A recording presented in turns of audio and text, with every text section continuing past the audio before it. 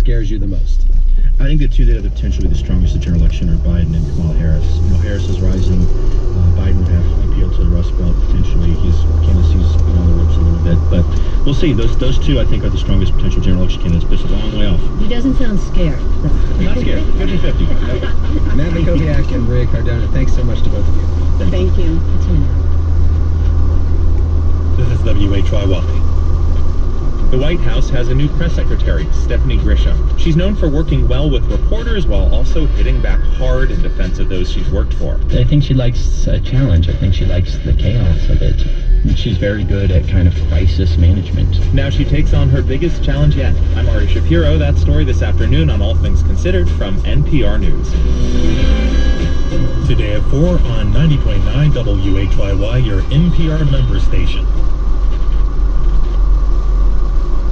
I'm Jack Lepiars. An already storm-swamped Louisiana is facing as much as 15 inches of rain in the coming days as a tropical weather system bears down on the area.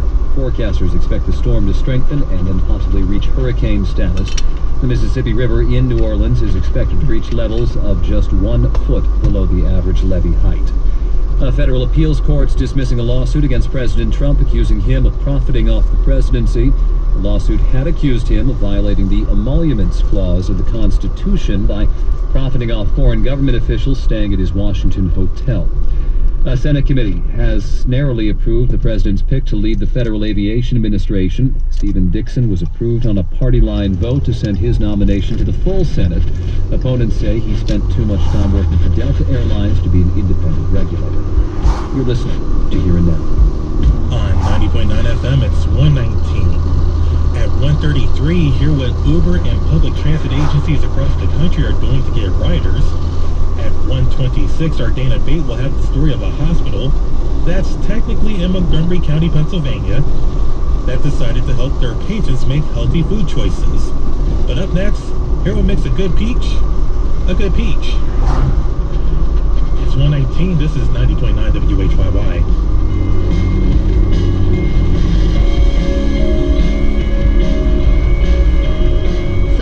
WHYY on Medicine and Virtua.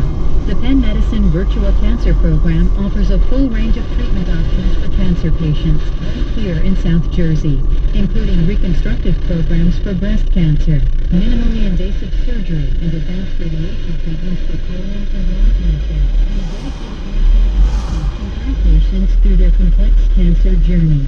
More details are available at virtua.org/PennCancer.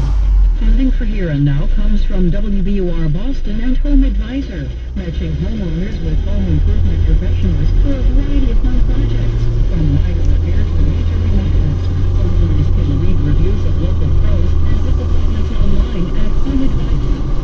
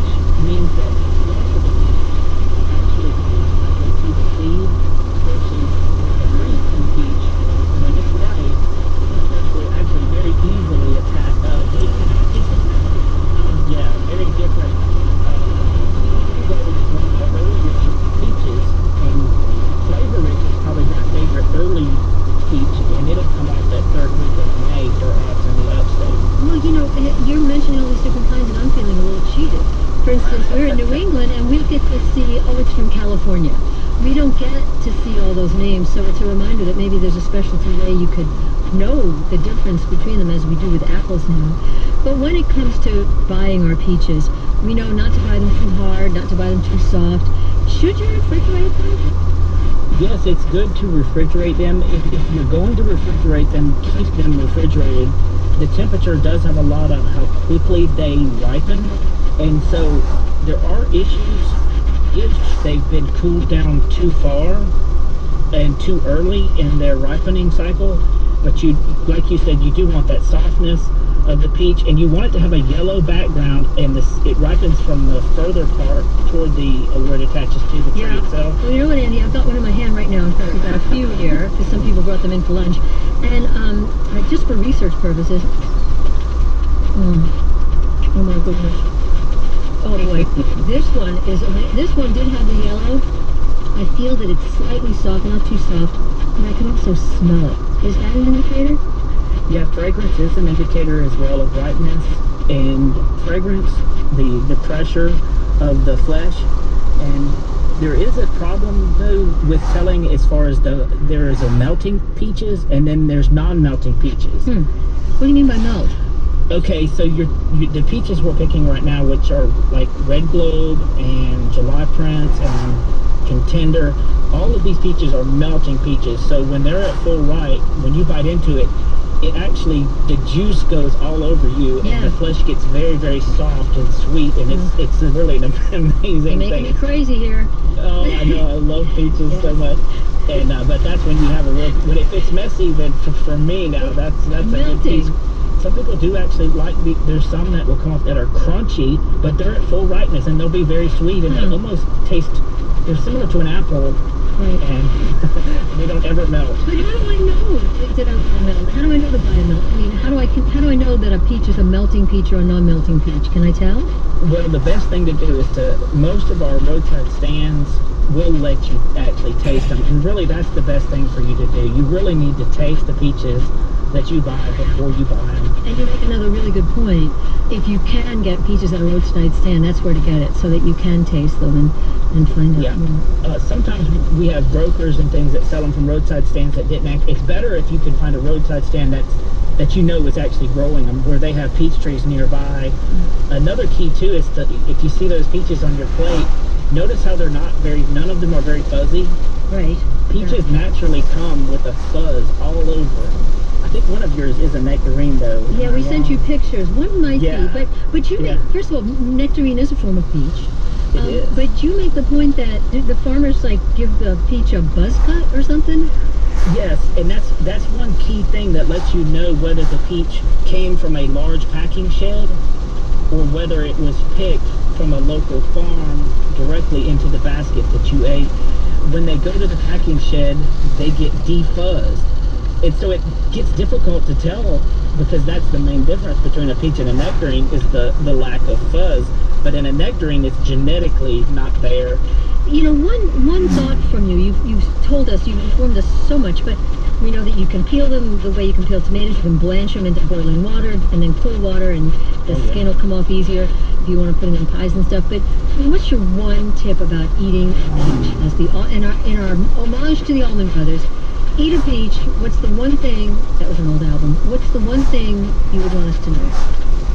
Taste them. Taste them is the main thing. Taste them first and make sure you like them. I want people to go away, because peach really is, it's the best fruit on the planet, bar none. There's not a better fruit. Yeah, don't miss out. Andy Rollins, standing up for peaches there, an agent with the Clemson Extension Service. He's out on a peach farm in South Carolina with a farmer. Back to the work there, Andy. Thank you so much. Thank you, Robin. Appreciate all that you do. Who knew? A story now about a hospital in Pennsylvania. On the border of two counties, Lankenau Hospital is technically in Montgomery County with one of the highest health rankings in the state. Right across the street is Philadelphia County with the lowest. To bridge that gap, the hospitals make changes, including helping patients make healthy food choices. Dana Bate from member station WHYY reports. 7 years ago, Lankenau Hospital Administrator Chinwe Onekere realized the hospital was sitting on a gold mine.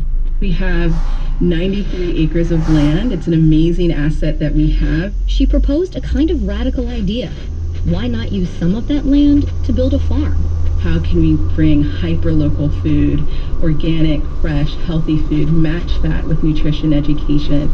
Many of the hospital's patients suffer from chronic conditions like diabetes and heart disease, and those are often directly correlated with nutrition. Onekari also saw a lot of patients passing through the hospital who struggled to put food on the table. For her, a farm was the answer. Thinking differently about how we address the social needs of our patients as we're also addressing their medical needs. The Deaver Wellness Farm was born, an idyllic half-acre pasture of raised beds right across from the hospital's ER. Right now we have kale, collard greens, we have some carrots. Jen Malkoon, who runs the day-to-day operations on the farm through Greener Partners, the nonprofit that collaborated with the hospital on the project. For 4 seasons now, Malkoon has grown everything from tomatoes to kale and sweet potatoes. She harvests about 100 pounds of fresh produce a week and distributes those vegetables to patients free of charge. Hyper convenient, hyper local, and free. You can't really beat that. On Mondays, she loads up the truck and hauls it up to the main hospital, where she divides the spoils between a primary care and an OBGYN practice.